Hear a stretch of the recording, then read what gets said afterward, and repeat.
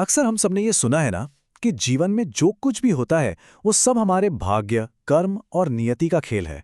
मतलब जो किस्मत में लिखा है वही होगा।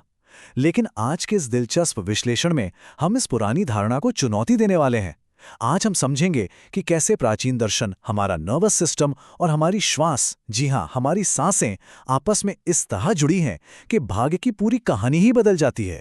तो चलिए शुरुआत एक बहुत ही बुनियादी सवाल से करते हैं। क्या जिंदगी में सब कुछ सच में पहले से फिक्स्ड है? क्या हमारा जीवन सिर्फ किस्मत या किसी ऐसी नियति के भरोसे चल रहा है जिस पर हमारा कोई कंट्रोल नहीं? योग और प्राचीन विज्ञान तो इसके बिल्कुल उलट बात कहते हैं। उनके अनुसार हम अपने जीवन की कहानी के सिर्फ दर्शक नहीं हैं, बल्कि हम खुद इसके लेखक हैं। इस बात को समझने के लिए हिरण्य संहिता के इस अद्भुत विचार पर गौर करते हैं। इसमें साफ साफ कहा गया है कि जीवन में जो कुछ भी घटित हो रहा है वो हमारे वर्तमान यानी हमारे प्रेजेंट के कारण है, न कि किसी ऐसे अतीत के कारण जिसे हम बदल नहीं सकते। हम अपना वर्तमान, अतीत और भविष्य आज कैसे लिख रहे हैं, इसे आज हम पूरी तरह से व्यावहारिक यानी प्रैक्टिकल तरीके से समझने की कोशिश करेंगे। तो चलिए गहराई में चलते हैं। सबसे पहले ये समझना बहुत जरूरी है कि आखिर कर्म है क्या चीज। हम अक्सर इसे कोई ऐसी सजा मान लेते हैं जिसे टाला नहीं जा सकता, या फिर कोई अपरिवर्तनीय भाग्य समझ लेते हैं। लेकिन असल में कर्म सिर्फ कार्य और कारण यानी कॉज एंड इफेक्ट का एक सिद्धांत है। यह हमारे इरादों से चलता है। यह कोई लौकिक सजा नहीं है, बल्कि एक पूरी तरह से तार्किक और यांत्रिक प्रक्रिया है। कर्म का अपना एक पूरा चक्र होता है जिसे समझना बेहद जरूरी है।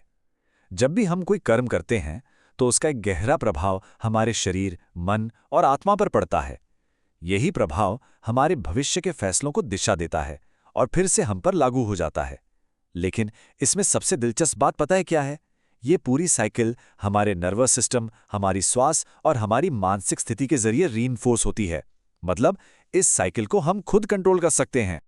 अब बढ़ते हैं हमारी चर्चा के पहले मुख्य भाग की ओर, उथली श्वास और भटकता हुआ मन। यहीं से हमें उस असली कारण का पता चलेगा जो हमारे मन को या तो कर्मों के जाल में फंसा सकता है या फिर उसे पूरी तरह से आजाद कर सकता है। देखिए, जब हम सांस लेते हैं तो उसके कुछ खास पैटर्न होते हैं, जैसे कि उथली श्वास या शैलो ब्रीथिंग। जब कोई इंसान तेज गति से सिर्फ छाती से सांस लेता है और डायाफ्राम का इस्तेमाल नहीं करता, तो ये सीधे हमारे सिंपैथेटिक नर्वस सिस्टम को ट्रिगर करता है। इससे होता क्या है? हमारा मन वर्तमान में टिक ही नहीं पाता। अतीत में भटकने से हमें दुख होता है और भविष्य की चिंता हमें एंग्जाइटी से भर देती है। हम बस ख्यालों में उलझे रहते हैं। इसके कुछ बहुत ही आम लक्षण हैं जिन्हें हम रोजमर्रा की जिंदगी में इग्नोर कर देते हैं।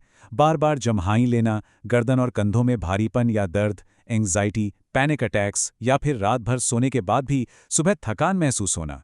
ये कोई हमारी नैतिक कमजोरियां नहीं हैं, बल्कि शरीर की एक मैकेनिकल आदत बन चुकी हैं। इंसान बस ख्यालों में योजनाएं बनाता रहता है और वर्तमान से बिल्कुल कट जाता है। हमें लगता है कि ये हमारे कर्मों का फल है, लेकिन असल में इस दुख को बढ़ावा देने वाला टूल हमारी अपनी ही गलत श्वास है। तो फिर इसका उपाय क्या है? हमारा अगला भाग इसी के बारे में है। शक्तिशाली उपकरण, समश्वास और वर्तमान की शक्ति। आइए देखते हैं कि कैसे योग और विज्ञान मिलकर हमारे मन के इस भटकाव को रोक सकते हैं। इसे थोड़ा ध्यान से समझिएगा। जब हम सम ब्रीदिंग यानी संतुलित श्वास लेते हैं, जहां सांस एक निश्चित लय में आती और जाती है, तो ये हमारे पैरासिम्पैथेटिक नर्वस सिस्टम को एक्टिवेट करती है। ये सिस्टम हमारे शरीर को रेस्ट और डाइजेस्ट मोड में यानी एक शांत अवस्था में ले आता है। उथली श्वास की फाइट या फ्लाइट वाली बेचैनी के बिल्कुल उलट, ये संतुलित श्वास हमारे मन और हमारी इंद्रियों को सीधे वर्तमान क्षण से मजबूती से बांध देती है। और इस टेबल से ये बात बिल्कुल साफ हो जाती है कि कैसे हमारे सांस लेने का तरीका हमारे शरीर और दिमाग को फिजिकली बदल देता है। जब हम डायाफ्राम का पूरा इस्तेमाल करते हैं तो नर्वस सिस्टम शांत रहता है और मन एकदम प्रेजेंट में स्थिर हो जाता है।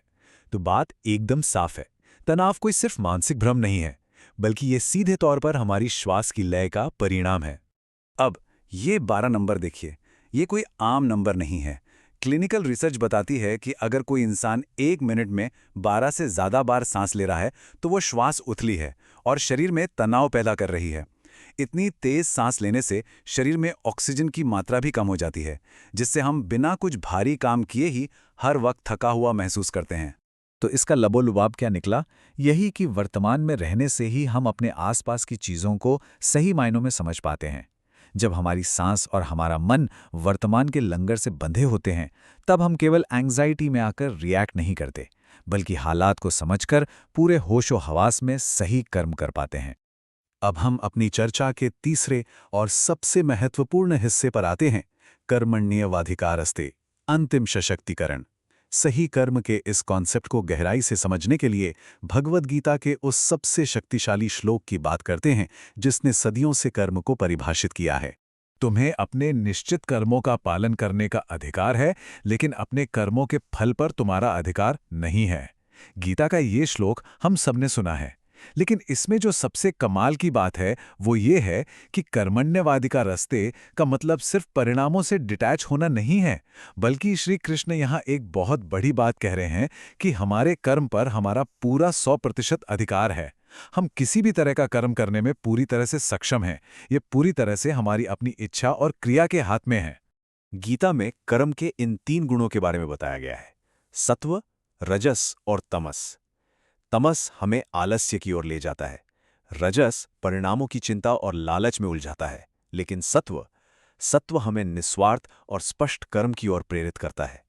संतुलित श्वास से जब हमारा नर्वस सिस्टम शांत होता है तो वह स्वाभाविक रूप से सात्विक कर्म का ही समर्थन करता है, और जब सही कर्म किया जाता है तो हमारा भविष्य भी उसी के अनुसार लिखा जाता है। बस ये फल कब मिलेगा, इसकी कोई फिक्स टाइमलाइन नहीं होती। रविंद्रनाथ टैगोर जी की ये बात मुझे बहुत पसंद है। आप केवल पानी को खड़े होकर देखने से समुद्र पार नहीं कर सकते। ये कोटेशन कर्मयोग के पूरे प्रैक्टिकल पहलू को सामने रख देता है। देखिए, दर्शन और श्वास की ये तकनीकें तभी काम करेंगी जब हम असल में कोई कदम उठाएंगे। सिर्फ दिमाग में ख्याली पुलाव पकाना काफी नहीं है। एक शांत और सशक्त मन को निर्णायक एक्शन लेना ही पड़ता है। और ये कोई हवाई बात या सिर्फ प्राचीन दर्शन नहीं है। आज की मॉडर्न साइंस और एकेडमिक रिसर्च भी इस बात की लगातार पुष्टि कर रही है कि योग और श्वास के सही अभ्यास जीवन की गुणवत्ता को बेहतर बनाते हैं। ये हमारी ऊर्जा को बैलेंस करते हैं, शारीरिक चुस्ती लाते हैं और सबसे बढ़कर मन, शरीर और आत्मा तीनों को पोषण देते हैं। तो इस पूरे विश्लेषण का निष्कर्ष क्या है? निष्कर्ष यह है कि कार्य और कारण का ये सिद्धांत यानी law of cause and effect हाथ पर हाथ धरे बैठे रहने का कोई बहाना नहीं है। ये एक गतिशील प्रक्रिया है। इसे हमारे सचेत प्रयासों, सही सोच और संतुलित श्वास के जरिए फिर से लिखा जा सकता है। हम अपने वर्तमान के मालिक हैं और इसी से हमारा भाग्य बनता है। परिणामों की टाइमलाइन की चिंता किए बिना हमें पूरे होश में अपने भाग्य का निर्माण करना है। जाते जाते एक बहुत ही गहरा सवाल छोड़कर जा रहे हैं, क्योंकि हमारी श्वास हमारे वर्तमान और हमारे नर्वस सिस्टम से इतनी गहराई से जुड़ी है। तो जरा सोचिए, हमारी बिल्कुल अगली श्वास में कौन सा कर्म चुना जाएगा? क्या अनजाने में फिर से तनाव और भटकता हुआ मन चुना जाएगा, या फिर पूरी जागरूकता के साथ एक नया भाग्य? इसका चुनाव पूरी तरह से हमारे हाथ में है। इस चर्चा में साथ जुड़ने के लिए बहुत बहुत धन्यवाद।